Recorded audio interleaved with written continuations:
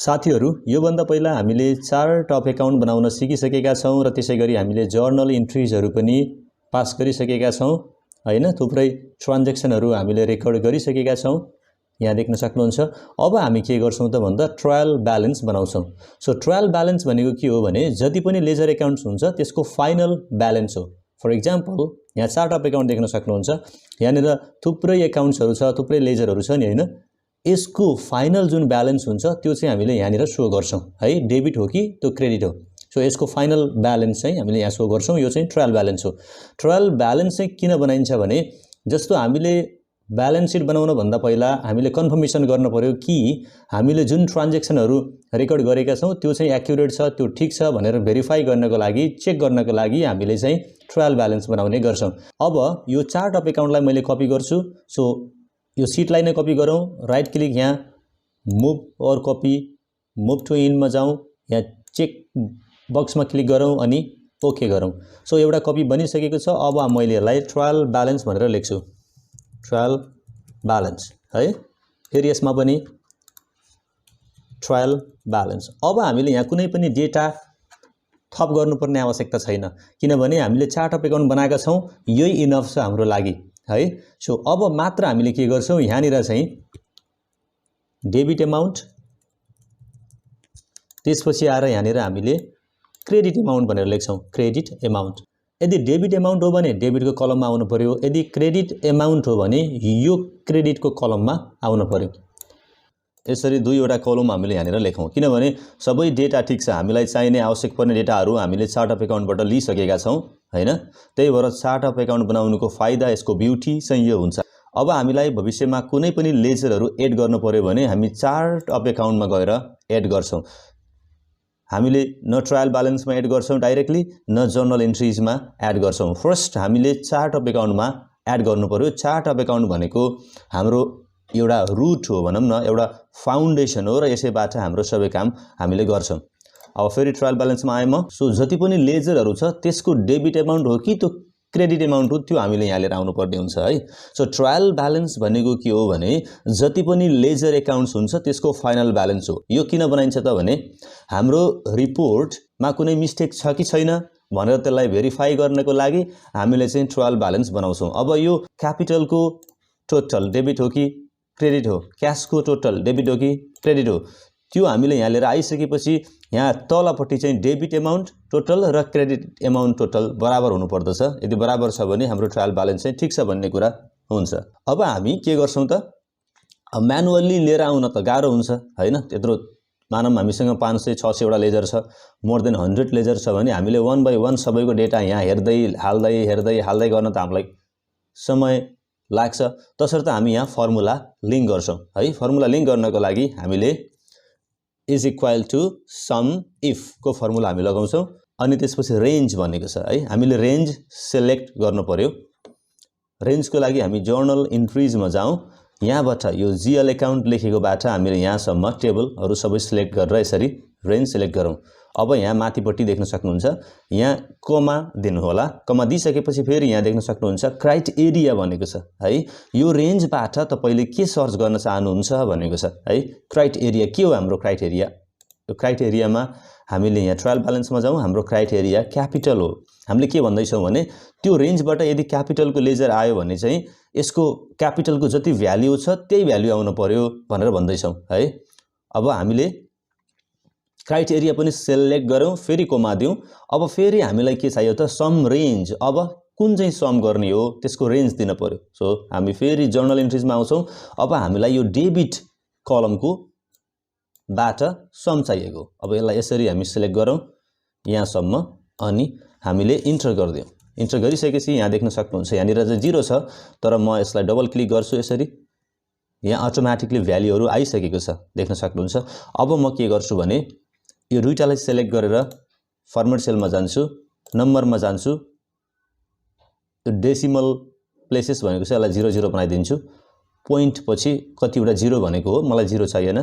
अनि कोमा दिन्छु। यदि हाम्रो भ्यालु चाहिँ माइनसमा आयो भने यहाँ रेड कलरमा ब्र्याकेट्स भित्र शो गरोस् भनेको हो यो चाहिँ। अनि ओके गर्दिन्छु। सो यहाँ देख्न सक्नुहुन्छ भ्यालु कुनै पनि माइनसमा छैन र यहाँनिर चाहिँ कोमा लागेर आइसकेको छ। अब सेम फर्मुला हामीले क्रेडिट साइडमा पनि एप्लाई गर्छौं। So is equal to sum if को फर्मुला, यसमा डबल क्लिक गरौँ अनि रेन्ज सिलेक्ट गरौँ, जर्नल एन्ट्रिजमा जाउँ, यो हाम्रो चाहिँ यो रेन्ज सिलेक्ट गरौँ, फेरि हामीले कोमा दिउँ, कोमा दिइसकेपछि ट्रायल ब्यालेन्समा जाउँ, हामीले क्राइटेरिया के हो त भन्दा फेरि क्यापिटल चुज गरौँ अनि फेरि कोमा दिउँ। अब हामीलाई के को सम रेन्ज चाहियो त भन्दा हामीलाई क्रेडिट एमाउन्टहरुको चाहिँ हामीलाई रेन्ज चाहियो। यहाँबाट सिलेक्ट गरौँ अनि इन्टर गरिदिउँ। अब फेरि हामीले यहाँबाट चाहिँ डबल क्लिक गरेर इन्टर गरिदिउँ। अब यो एमाउन्ट र यो एमाउन्ट टोटल हुनुपर्छ। यहाँ सममा जाउँ, यसरी क्लिक गरौँ, इन्टर गरौँ, फेरि सममा जाउँ, यसरी क्लिक गरौँ, इन्टर गरौँ। सो एक्ज्याक्टली 2.9 मिलियन्स 2.9 मिलियन्स आइसकेको छ। इट मिन्स दैट हाम्रो चाहिँ ट्रायल ब्यालेन्स ठीक छ।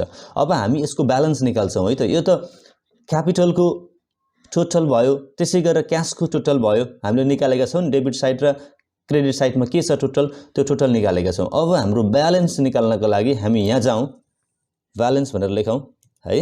अब हामीले यहाँनिर एउटा फर्मुला लगाउँछौं। जस्तो अब मैले सिम्पल फर्मुला लगाएँ भने, जस्तो डेबिट माइनस क्रेडिट गरेँ भने माइनस त हुन्छ, यसको ब्यालेन्स त आउँछ, तर यो चाहिँ माइनसमा देखाउँछ। हेर्नुस् है, is equal to debit minus credit गर्दाखेरि यो भ्यालु त आयो हैन, यसबाट घटेर आयो, तर के भयो भने यो चाहिँ माइनसमा देखायो। हाम्रो क्यापिटल त माइनसमा छैन नि त हैन, माइनसमा देखाउने कुरा भएन नि, माइनसमा त छैन। त्यही भएर यो नेगेटिभ भ्यालु देखाइरहेको हुनाले हामीले चाहिँ यहाँ फर्मुला लगाउनु पर्ने हुन्छ। के गर्नु पर्यो भने कुनै कुनै डेबिट माइनस क्रेडिट गर्नु पर्यो, कुनै कुनै चाहिँ क्रेडिट माइनस डेबिट गर्नु पर्यो। फर एक्जाम्पल यो क्यापिटलको एमाउन्ट चाहिँ हाम्रो क्रेडिट माइनस डेबिट हुन पर्यो है। त्यसैगरी हाम्रो चाहिँ एसेट्स छ भने एसेट चाहिँ डेबिट माइनस क्रेडिट हुन पर्यो। सो यसरी हामीले चाहिँ फर्मुलाहरु लगाउँछौं। सो के गर्छौं, यहाँनिर हामी चाहिँ अब फर्मुला लगाउँछौं। Is equal to if brackets or brackets. अब हामीले लजिकल कन्डिसन 1 मा चाहिँ के एप्लाई गर्छौं भने, यदि यो लायबिलिटी लेखेको जुन सेल छ, यो सेलमा लायबिलिटी लेखेको छ अथवा कमा लगाएपछि अथवा हुन्छ, फेरि लजिकल टेस्ट, फेरि यो सेलमा